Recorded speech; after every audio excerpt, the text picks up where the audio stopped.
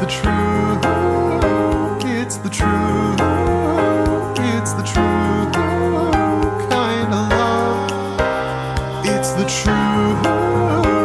It's the truth.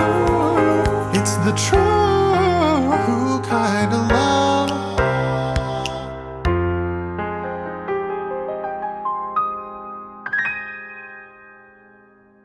Me revisiting these episodes isn't the same way as I revisit Change Your Mind a week and a half ago, because I'm viewing these episodes on their own separately instead of combining them in the finale that I compared to Change Your Mind. So heading into this episode,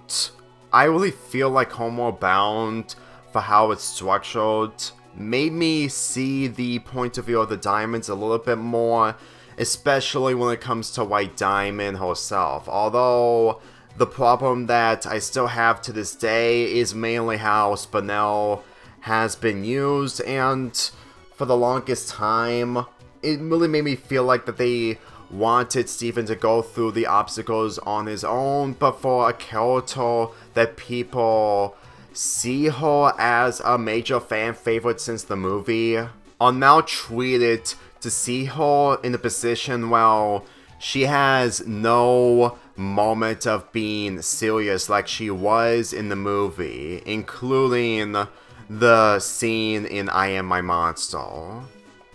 This really sums up of how this criticism has stuck to me, and it hasn't changed due to how they made Spinel over the top, but not for the right reasons. Like, if they're trying to make her how she was when she was with Pink Diamond, that's one thing, but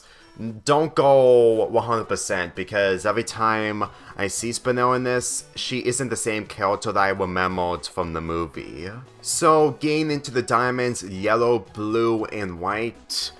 what I stated in my Change Your Mind revisit, it sums up that they changed for the sake of understanding happiness and making a better empire rather than the original vision. I really feel like that for how they're structured, and after taking so much time to understand, I really feel like that they were fine for what they are in these episodes, especially since of how they were portrayed in the movie. Granted, White Diamond is the only diamond that Steven has mixed opinions of, which is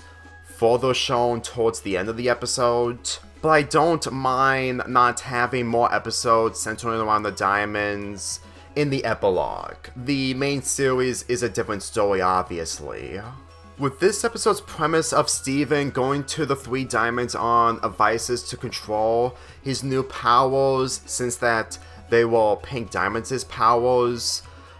I really felt like that the missed opportunity is understanding on how Pink Diamond's powers came to be. Unless if Volleyball, other words, Pink Paul is the only character who recognizes the powers that Pink Diamond had. I understand that this inclusion may be a bit confusing, but if it's mainly done in the way of Steven's body on controlling his powers indifferent of Pink Diamond's body, it made me feel like that what happened off-screen involving Pink Diamond and Pink Paul must have centers around Pink Diamond's rage. If you don't agree with me on that, considering that she throws temper tantrums, it wouldn't be as severe if she actually uses her powers against Pink Paul, which sums up a lot that Pink Paul's eye is completely gone, to the point that you can see that Pink Diamond can have powers behind closed doors. Granted, there should have been more exploration on that, but believe me, if they don't show it, and that's my prediction of it all, then I would probably see onto why Steven has been getting these powers. It would have been one thing if all of this was happening out of the blue, but the way I see it, they were probably planning to have this in the final season of the original series when it came to season 6 that was scrapped. Granted, I don't know if the direction they would have took would have been good, but if I see it in a way that puts Steven in a difficult position, then I'm pretty sure that he would probably grow up a lot more differently in the epilogue if that was the case. So looking into this episode with this information, I really feel like for how Steven is operating his new powers, and with him being OP, which I stated yesterday's review that he got too much plot armor, I would have understand that him being OP would have been justified if the events of the last episode didn't make him reverse everything, mainly reforming Jasper. Before we get into White Diamond, let's get into the final song of the whole franchise, well, aside from the credits song that is, of this epilogue, is My Little Reason Why. It's a really good song to listen to, and I really appreciate the effort that they put into this song, with it being the final song of the whole series, because for how Steven is trying to find some comfort, and the fact that comfort isn't the solution to the song that Blue Diamond sung, it really indicates that if he got that comfort from the Crystal Gems, it wouldn't even work. Granted, Blue Diamond is a source that Steven should have gone to when it comes to comfort, but at the same time, if he still did that to the other characters, it wouldn't even work. Not to mention that he actually got comfort from Connie after she rejected the proposal that he made towards her. When it comes to White Diamond, she is doing the opposite of her powers by having other people control her, and after thinking about it more when it comes to change your mind, it made me see that White Diamond was controlling so many gems for so long that she doesn't know how it feels to have some people control her body, and I have to admit, it made me see the bigger picture in all this. White Diamond has been controlling so many gems to the point that with her taking control of other people, it took her time to actually understand the point of view of others, to the point that she's improving even though that she is the least diamond that Steven prefers to. So I really feel like that for how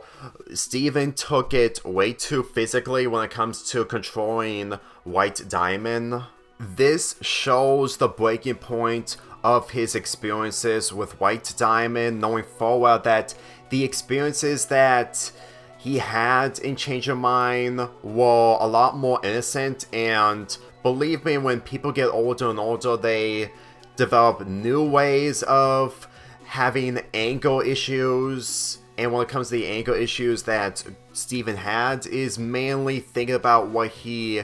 wanted to do against White Diamond if he was 16 in Change Your Mind rather than 14. Look at this. This is way more of an example of how I see this scene more understanding than how it was when I first watched it 4 years ago. If you're going into this episode blind, with it reaching towards the end of the entire franchise, I want you to know that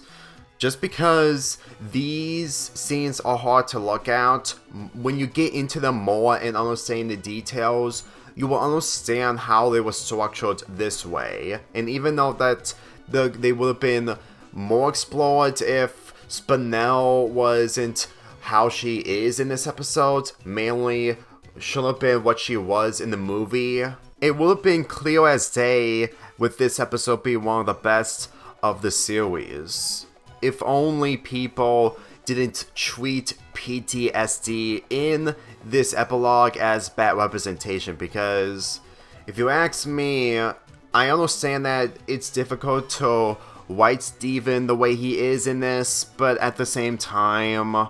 I don't find that criticism valid,